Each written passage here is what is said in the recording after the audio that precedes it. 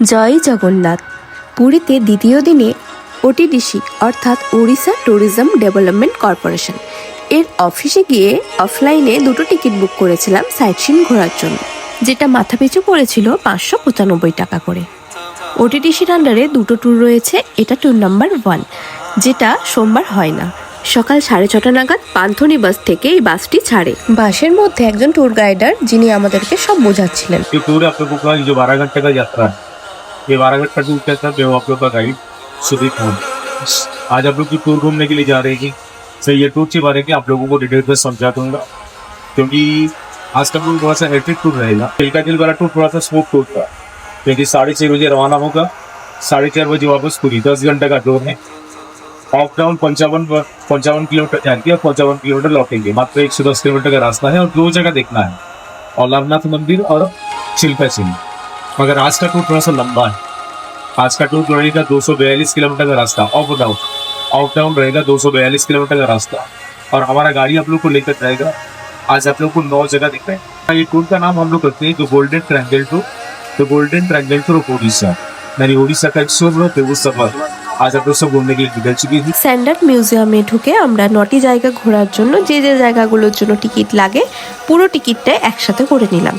মাথাপিছু 200 টাকা করে টিকিট। বালি দিয়ে বানানো অপূর্ব কিছু কাজ দেখলাম, যেগুলো সত্যিই অসাধারণ ছিল। উড়িষ্যা সরকার অনুমোদিত এই ওটিডিসি ট্যুরের মধ্যে দুটো ট্যুর রয়েছে, একটা গোল্ডেন ট্রায়াঙ্গেল ট্যুর আর একটা চিল্কা ট্যুর। এরপর আমাদের বাস থামলো একটা হোটেলে, যেখানে আমরা ব্রেকফাস্ট করে নিলাম।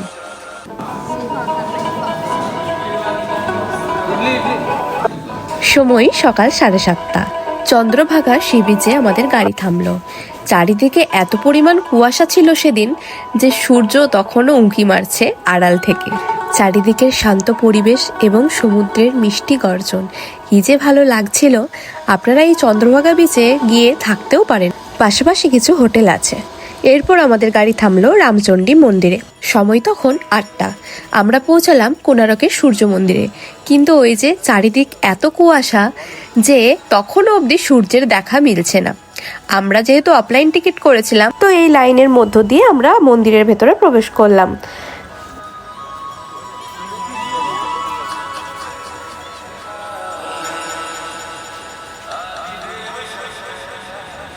এটা সূর্য মন্দিরের ম্যাপ। অসাধারণ শিল্পীদের হাতের নিখুঁত কাজ। পাথর কেটে কেটেও যে এত সুন্দর নিখুঁত কাজ করা যায়, এটি সূর্য মন্দির দর্শন করলে আপনারা বুঝতে পারবেন। সূর্য মন্দির পরিক্রমা করে আমরা চলে গেলাম মিউজিয়ামে।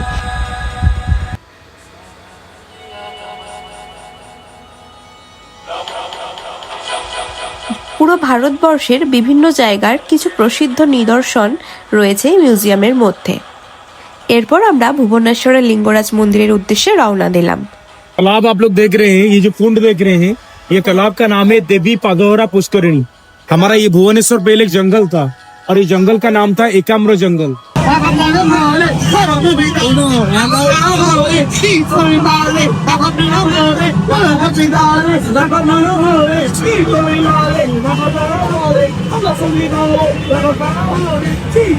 লম্বা লাইনে দাঁড়িয়ে শিবলিঙ্গ দর্শনের পর আমরা চলে গেলাম উদয়গিরি। এই পর্বতের উচ্চতা অতটাও বেশি না, তাই বয়স্ক মানুষ যদি হেঁটে হেঁটে ওঠে কোনো সমস্যা হবে না। পাশেই রয়েছে খণ্ডগিরি, বেশ অনেকগুলি সিঁড়ি পেরিয়ে ওপরে ওঠা যায়। পরের জায়গা নন্দনকানন চিড়িয়াখানা।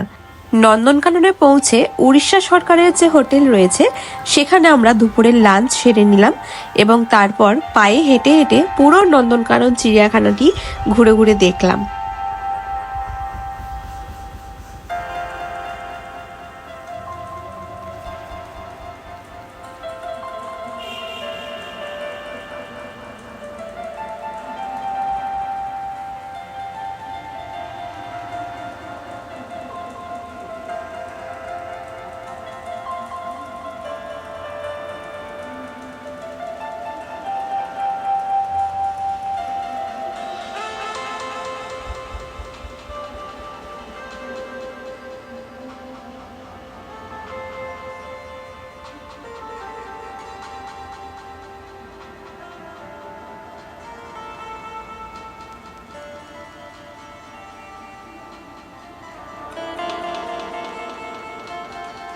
এই ট্যুর প্যাকেজের অন্তিম জায়গা ধবলগিরি, যেটা দর্শনের পর আজকের ট্যুর যাত্রা এখানেই শেষ। জয় জগন্নাথ।